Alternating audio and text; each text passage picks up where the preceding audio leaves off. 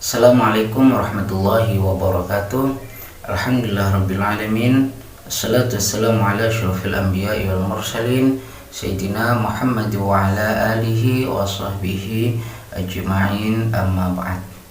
Baik, kali ini saya akan menjelaskan tentang bagaimana supaya seorang perempuan itu yang sudah menikah bisa dimudahkan hamil oleh Allah Subhanahu wa Ta'ala.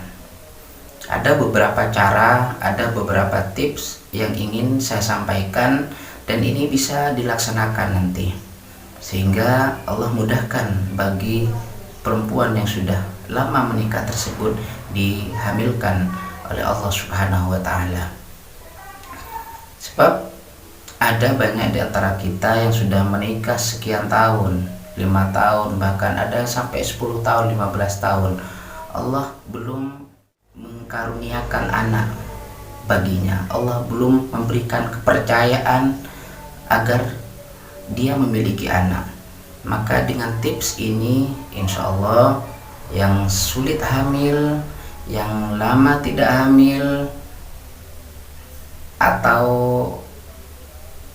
misalkan tidak bisa hamil secara medis, insya Allah dengan terapi ini Allah akan memberikan anak kepadanya. Allah akan menghamilkan dirinya.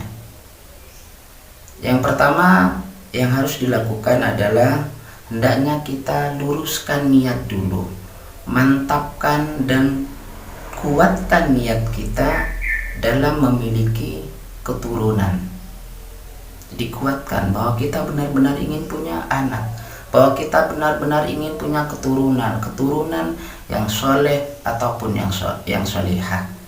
Ini harus dikuatkan, mantapkan dalam hati kita, sebab memiliki keturunan adalah anjuran perintah dari Rasulullah SAW.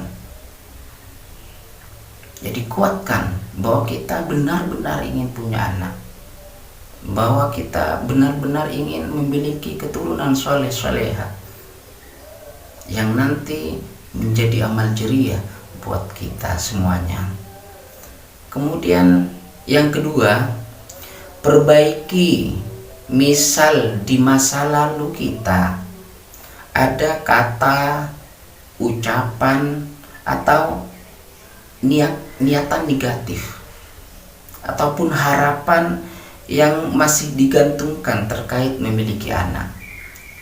Satu contoh, ketika seseorang menikah, biasanya dia akan memiliki kesepakatan dengan suami atau suami dengan istri. Salah satu contoh, Dek, kita itu program punya anak setelah punya pekerjaan yang mapan ya.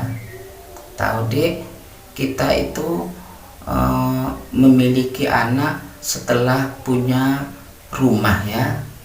Atau yang istri bilang, Mas, kita itu sepakat punya anak kalau sudah jadi PNS ya, kalau sudah punya pekerjaan tetap ya. Ini niatan-niatan, harapan-harapan yang sebenarnya digantungkan terhadap kita itu punya anak atau tidak. Sehingga ketika ini sudah menjadi program, ketika ini sudah benar-benar menguat di dalam hati, maka biasanya kita itu sulit untuk memiliki anak sebelum apa yang dikatakan itu terwujud, sebelum harapan yang disampaikan pada awal-awal pernikahan itu terkabul. Jadi memiliki anak ini biasanya sulit sampai harapan itu terwujud, sampai kata-kata itu terwujud. Jadi sebelum dia punya rumah, dia tidak akan dikaruniai anak dulu oleh Allah. Sebelum dia jadi PNS, Allah belum akan memberikan anak kepadanya. Jadi kata-kata yang seperti ini diperbaiki, diingat-ingat. Misalkan ada kesepakatan bersama antara seorang suami dengan istri atau istri dengan suami, sebab ini bisa mengganggu, menghalangi terhadap proses seorang perempuan itu dihamilkan oleh Allah Subhanahu wa taala. Jadi niat yang kuat ini mengganggu terhadap proses keinginan selanjutnya kita untuk memiliki anak. Jadi misalkan ada yang salah dari apa yang kita katakan, harapan kita pada awal-awal pernikahan ubah semuanya. Kemudian yang ketiga, lakukan bacaan ini, zikiran ini secara rutin, yaitu sesudah sholat fardu yang 5 waktu dan sesudah sholat tahajud. Misalkan seorang perempuan dia dalam keadaan haid, tetap baca ayat ini pas waktu sholat yang 5 waktu di dalam hati dengan niat berzikir. Bacanya yang pertama adalah Astaghfirullahaladzim sebanyak 100 kali. Astaghfirullahaladzim, Astaghfirullahaladzim. Kemudian yang kedua, bacanya adalah Rabbila tazarni fardau wa anta khairul warisin. Rabbila tazarni fardau wa anta khairul warisin, dibaca sebanyak 21 kali. Silakan lihat di sini bacanya. Yang pertama, Astaghfirullahaladzim sebanyak 100 kali. Kemudian yang kedua, Rabbila tadharni fardau wa anta khairul warithin. Yang suami membaca, yang istri juga membaca. Ini yang ketiga. Kemudian yang keempat, kita lakukan sedekah. Sedekah ini dilakukan secara rutin untuk anak yatim setiap minggu. Usahakan di saat hari kelahiran atau malam kelahiran istri dan suaminya. Sedekah ini tidak harus banyak, tetapi yang penting adalah istiqamah dan rutin. Kalaupun hanya manisan 1 buah, jadi tidak harus banyak. Kalaupun uang hanya 500 rupiah, tetapi ini dilakukan secara rutin. Usahakan pas bersamaan dengan malam kelahiran atau hari kelahiran sang istri ataupun suami. Jadi tidak harus banyak, istiqomah terus lakukan. Bahkan kalau misalkan ada rezeki, usahakan suatu waktu kita memberikan sedekah yang luar biasa, tidak sama seperti sebelumnya. Misalkan kita memberikan sedekah hanya 1.000 rupiah tiap minggu, kemudian Allah memberikan kita rezeki, lalu kita berikan sebanyak 10.000. Jadi yang terima terkejut, kok ini tiba-tiba luar biasa banyak, padahal cuma hanya 1.000 biasanya. Jadi keterkejutan, kegembiraan yang luar biasa ini akan Allah kembalikan kepada kita. Misalkan punya 100.000, silahkan berikan, tergantung kuatnya keinginan kita untuk memiliki seorang anak. Berikutnya yang kelima adalah dalam melakukan jima, cara berjima. Cara yang pertama adalah usahakan dalam posisi terlentang. Posisi terlentang, di atas punggung istri itu dikasih bantal. Dikasih bantal 2-3 bantal. Di atas pantat istri itu dikasih bantal 2-3, jadi terlentang. Jadi ini biasanya proses sperma yang masuk ini langsung ke rahim, biasanya seperti itu.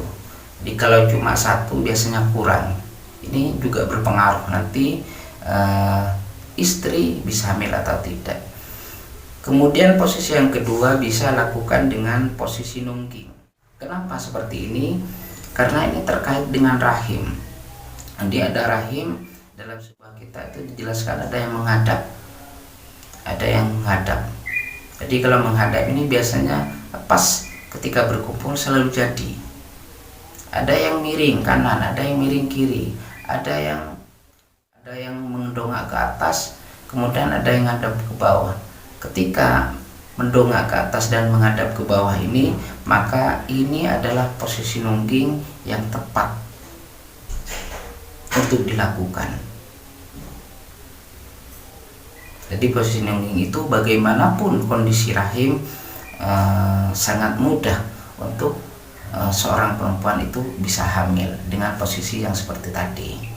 Jadi bagaimanapun posisi rahimnya, saat kita melakukan jima dengan posisi nungging ini sangat bisa dalam kondisi rahim yang bagaimanapun juga. Kemudian dalam melakukan jima ini hendaknya dilakukan dan diutamakan secara intens setelah 7 hari sehabis haid. Dilakukan dengan benar-benar, kemudian lebih utama dan intens, semangat sekali kita lakukan 7 hari setelah haid. Misalkan istri selesai haidnya sekarang, maka 7 hari dari sekarang kita lakukan secara rutin dengan benar. Kemudian juga dalam melakukan hubungan intens ini setelah 7 hari dari selesai haid ini, hendaknya lakukanlah dalam kondisi tidak capek, lakukanlah dalam kondisi kita benar-benar sehat, kita benar-benar semangat. Silakan minum jamu, silakan persiapkan kondisi dalam keadaan fit betul, sebab ini akan terkait dengan keenceran mani kita nantinya. Kemudian selanjutnya makanan kita atau minuman kita itu usahakan bagi orang yang menginginkan dimudahkan hamil oleh Allah Subhanahu wa taala, rutinkan minum madu. Rutinkan minum madu, usahakan madu asli, madu murni, bukan madu ternak. Kemudian yang kedua adalah rutinkan makan masakan labu air. Jadi rutinkan makan masakan labu air. Jadi labu air ini gambarnya di sini. Labu air gambarnya di sini ya. Labu air bagaimanapun, mau dicampur apapun terserah. Pokoknya labu air ini atau belonceng ini sering dikonsumsi oleh perempuan yang ingin segera dihamilkan oleh Allah Subhanahu wa taala. Mau dibuat campuran apapun, mau dibuat masakan apapun, silahkan, terserah. Jadi untuk labu air ini terserah bagaimanapun cara memasaknya. Untuk proses memasak berbagai masakan dengan labu air itu bisa lihat di berbagai macam YouTube masakan untuk labu air. Bisa dibuat air kuah atau terserah dibuat apapun saja, asalkan itu bisa kita konsumsi secara rutin. Jadi untuk labu air bagaimana cara memasaknya, mau dibuat apa, silahkan searching di Google bagaimana caranya, seperti itu. Selanjutnya terapi yang bisa dilakukan adalah dengan melakukan mandi taubat. Bisa jadi ada gangguan-gangguan non medis di dalam tubuh kita, maka mandi taubat ini sangat cocok bagi seorang perempuan yang ingin dikaruniai anak oleh Allah Subhanahu wa taala. Mandi taubat ini dilakukan oleh seorang istri sekaligus juga dilakukan oleh sang suami. Adapun cara mandi taubatnya bisa lihat di deskripsi nanti, Jadi sudah saya buatkan video secara khusus untuk mandi taubat supaya dikabulkan hajat oleh Allah Subhanahu wa taala. Hajat memiliki anak, hajat memiliki jodoh, atau hajat-hajat yang lainnya. Kemudian juga ada audio yang bisa didengarkan, juga sudah saya buatkan YouTube-nya ya di deskripsi nanti.